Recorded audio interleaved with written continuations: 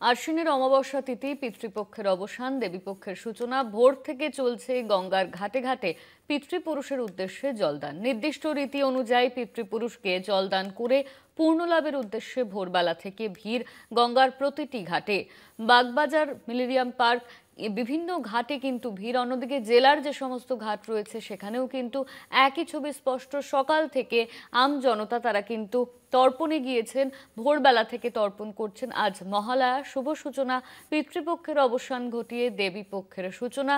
এই দিনে এই শুভ লগ্নে তর্পণ করছেন আম জনতা। আশ্বিনের অমাবস্যা তিথি, পিতৃপক্ষের অবসান, দেবী পক্ষের সূচনা। আর কয়েকদিন পরেই মায়ের আগমন, 7 দিনের অপেক্ষা, তারপর মায়ের আগমন। আর এই শুভ দিনে মহালয়া দিয়ে কিন্তু কাউন্টডাউন শুরু হলো। এই মুহূর্তে আপনারা দেখতে পাচ্ছেন বাবুঘাটের ছবি, বিভিন্ন জায়গার ছবি, বিভিন্ন ঘাটের ছবি আমরা কিন্তু সকাল থেকে আপনাদের সামনে তুলে ধরছি। আমজনতার ভিড়, ভোরবেলা থেকে তর্পণ করছেন সাধারণ মানুষ, পিতৃদেবের উদ্দেশ্যে জল দিচ্ছেন তারা। পিতৃপক্ষের অবসান ঘটিয়ে দেবী পক্ষের সূচনা। এই মুহূর্তে আপনারা বাবুঘাটের ছবি দেখতে পাচ্ছেন। ভোর থেকে চলছে গঙ্গার ঘাটে ঘাটে পিতৃপুরুষের উদ্দেশ্যে জলদান।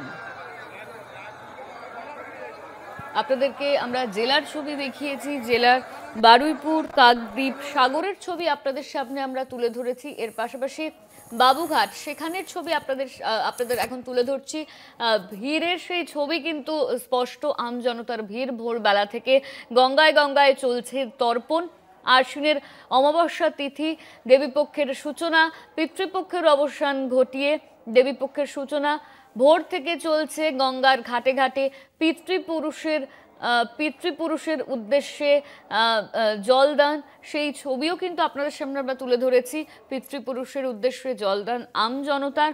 আশ্বিনের অমাবস্যা তিথি, আর এই তিথিতেই পিতৃপুরুষের উদ্দেশ্যে জল আমজনতার। বাবুঘাটের ছবি আপনারা দেখতে পাচ্ছেন। এই মুহূর্তে আমরা জেলারও বিভিন্ন জায়গার ছবি আপনাদের সামনে তুলে ধরেছি। এই মুহূর্তে আমরা কথা বলবো, আমাদের সঙ্গে বাবুঘাট থেকে রয়েছেন আমাদের প্রতিনিধি সত্য সুন্দর ভট্টাচার্য। সত্য, সকাল থেকে বিভিন্ন ঘাটে দেখা যাচ্ছে ভিড়ের ছবি, পিতৃপক্ষের অবসান ঘটিয়ে দেবীপক্ষের সূচনা। এই মুহূর্তে কি ছবি উঠে আসছে বাবুঘাটের?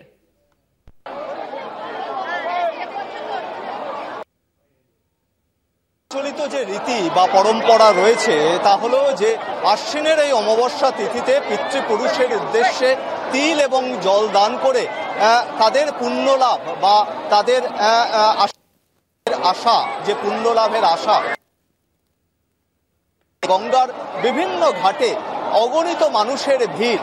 এবং আজকের এই নির্দিষ্ট দিনটি একদিকে যেরকম বীরেন্দ্র কৃষ্ণ ভদ্রের গলায় মহালয়া আকাশবাণীতে, তার পাশাপাশি কিন্তু পায়ে পায়ে এই গঙ্গার ঘাটের দিকে আসতে শুরু করেছেন ভোরবেলা থেকে এই সাধারণ মানুষরা। আমি একটু ছবিটা দেখানোর, এই মুহূর্তে বাবুঘাট চত্বরের যে ছবিটা, এখনো কিন্তু একেবারে গঙ্গার ঘাটে, বাবুঘাটে কিন্তু একেবারে থেকে মানুষের ভিড়।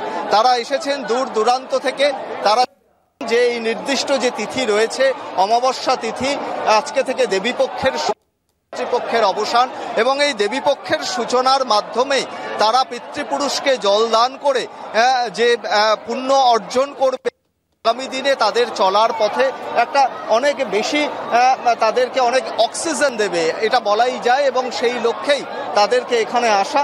যে সমস্ত পুরোহিতরা এসেছেন সকাল থেকে, তারাও কিন্তু এই পিতৃপুরুষকে জলদান করার চেষ্টা করছেন, জলদানে সহায়তা করছেন। আপনি এখানে দাঁড়ান, আপনাকে জিজ্ঞেস করব, এই যে বহু মানুষ আসছেন, তাদেরকে পিতৃপুরুষের উদ্দেশ্যে জলদান করছেন যারা পরলোকগত হয়েছেন, এটা করার মাধ্যমে কি হচ্ছে? আত্মা সদ্গতি পাওয়ার জন্য, তাদের পিতৃপুরুষের আত্মা সদ্গতি পাওয়ার জন্য এই মঙ্গল কামনার মহালয়ার পূর্ণ তিথিতে তাদের উদ্দেশ্যে পিতৃতর্পণ সহযোগিতা করা হচ্ছে, তারা আত্মার সদ্গতি পাওয়ার জন্য।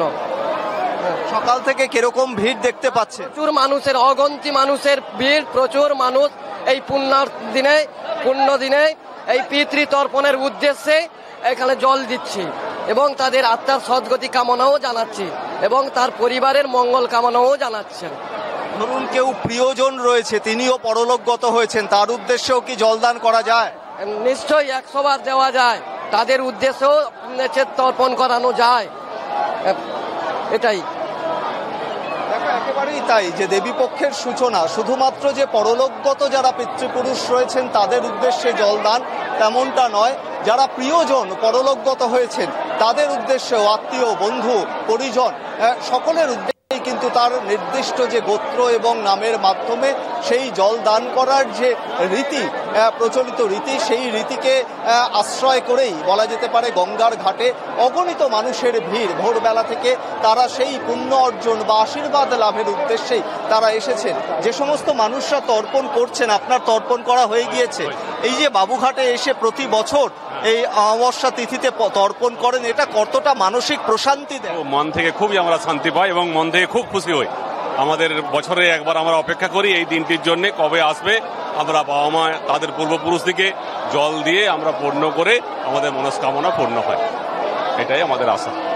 যারা প্রিয়জন বা পিতৃপুরুষ আপনাকে ছেড়ে চলে গিয়েছেন বা আমাদের ছেড়ে চলে গিয়েছেন, এই নির্দিষ্ট দিনটায় যে কথিত আছে যে এই নির্দিষ্ট দিনটায় তারা জল পেতে বা তাদের উদ্দেশ্যেই যে তর্পণ করা হয়, এটা কতটা, এর জন্য কি আলাদা একটা মানসিক প্রস্তুতি কিছুদিন আগে থেকেই থাকে যে মহালয়ার এই সময়টায় আমরা কোনো কাজ রাখবো না, তর্পণ করব? হ্যাঁ, আমরা এটাই অপেক্ষা করি যে কখন মহালয়া তিথিতে আসবে, সেই তিথিতে আমরা আমাদের পূর্বপুরুষকে জল দিয়ে তাদের আত্মার শান্তি কামনা করে, তাদের আমাদের মনের মধ্যে বাসনা যে থাকে, যে মনের দুঃখ, সেটা আমরা প্রকাশ করে আমরা মনকে শান্ত করি। এটাই আমাদের ইচ্ছা থাকে একটা বছরের মধ্যে। এই জন্যই আমরা এখানে ছুটে আসি, অনেক দূর থেকে গঙ্গাতে আমরা ছুটে আসি শুধু এইটুকুর জন্যে। সারা বছরের এই আশা নিয়ে আমরা অপেক্ষা করি কখন এইটি আসবে, আমরা এসে আমাদের পূর্বপুরুষের মনের শান্তি করে আমাদের মনস্কামনা পূর্ণ করব, এটাই আমাদের আশা। যে পিতৃপুরুষের উদ্দেশ্যে তাদের প্রতি যে একটা ভালোবাসা, তাদের প্রতি যে একটা টান, সেটা তো বরাবরই থেকে যায় এবং সেই যে একটা আবেগ থাকে, সেই যে একটা ছোট ছোট টুকরো থাকে, সেই অনুভূতিগুলোর একটা বহিঃপ্রকাশ কোথাও গিয়ে আজকে এই পিতৃপুরুষকে জল দানের মাধ্যমে, তর্পণের মাধ্যমে প্রকাশ, এবং সেটা চোখে মুখে তাদের মধ্যে ওঠে, তাদের কথাতেও কিন্তু সেইটাই উঠে আসছে যে এই নির্দিষ্ট তিথি, অমাবস্যা তিথি, আশ্বিন মাসের মহালয়া, যেখান থেকে দেবীপক্ষের সূচনা হচ্ছে এবং মা দুর্গার পুজোর শুরু হচ্ছে, তার আগে পিতৃপুরুষকে জলদান করার মাধ্যমে তারা আগামী দিনে পথ চলার ক্ষেত্রে তাদের আশীর্বাদ নিয়ে আগামী দিন এগিয়ে যেতে চান। সেইটার জন্যই আজকের এই নির্দিষ্ট দিনটি তারা কোনো কাজ রাখেন না, তারা গঙ্গার ঘাটে হোক বা নিজের বাড়ির পুকুর রয়েছে সেখানে তারা এই পিতৃপুরুষের উদ্দেশ্যে জল দান করছেন এবং সেই ছবিটাই উঠে আসছে। গঙ্গার ঘাটেও কিন্তু ভোরবেলা থেকে আমরা সেই ছবিটাই দেখতে পাচ্ছি।